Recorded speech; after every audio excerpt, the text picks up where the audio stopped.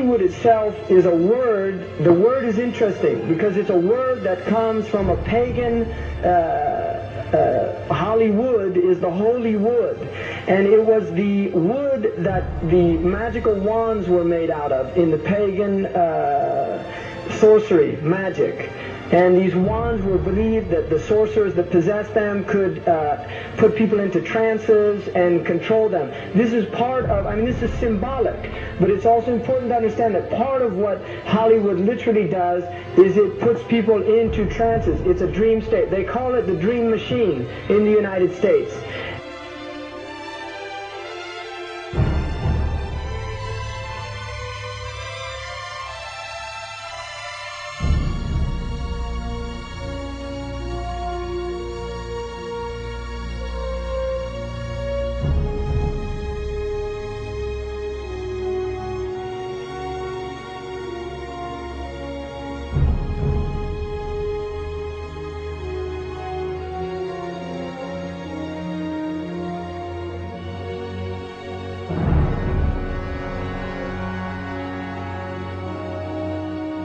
And it creates fantasies for people. It puts people into these things. Now, one of the things is interesting that in the part of what's done in movie theaters, in darkened rooms where people watch television, is literally a trance state that occurs. So what's called suspended state of disbelief. You enter into a state, you suspend your disbelief and enter into a state whereby you begin to believe what you internally realize is imagination.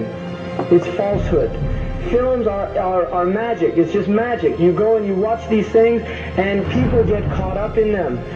People cry during films. All this catharsis that takes place in these things. Many of the films, and this is an important element in the control mechanism, is literally allow people to go and have certain type of catharsis as a purging experience, which Aristotle talks about the necessary element. One of the necessary elements of tragedy is to create this cathartic experience. And this is why a lot of the films, especially also news and things like this is why news is very important in this culture. Everybody watches the news, they have this tragic, cathartic experience of watching the tragedies of others and then feeling safe and complacent in their own experience of this suspended state of illusory well-being. So these are very intricate and sophisticated methods. Now, I think it's dangerous, although there are elements, there's concerted efforts that take place, there's also a lot of people that have similar worldviews that aren't necessarily working together in concerted efforts.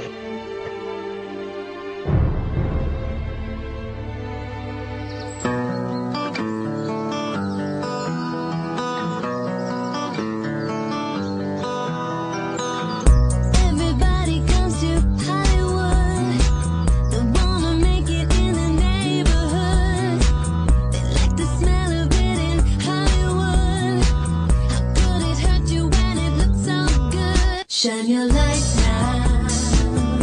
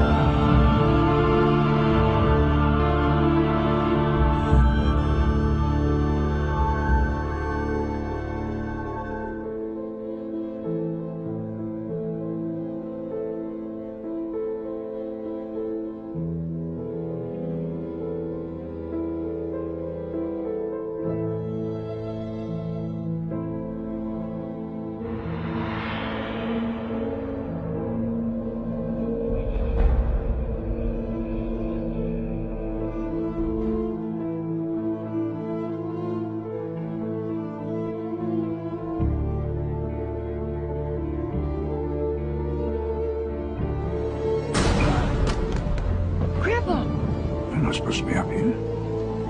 Looking at that? I just wanted to know. Yeah. Well, you're old enough, I suppose.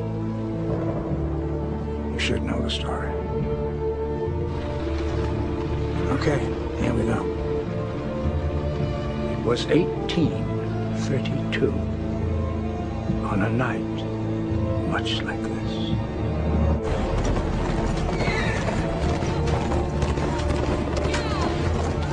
Charles Carroll was the last surviving signer of the Declaration of Independence.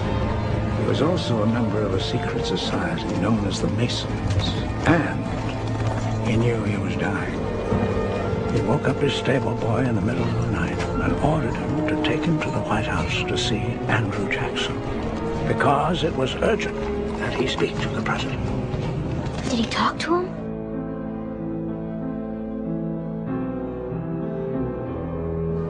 No, he never got the chance. The president wasn't there that night. But Charles Carroll had a secret. So he took into his confidence the one person he could. My grandfather's grandfather, Thomas Gates. What was the secret?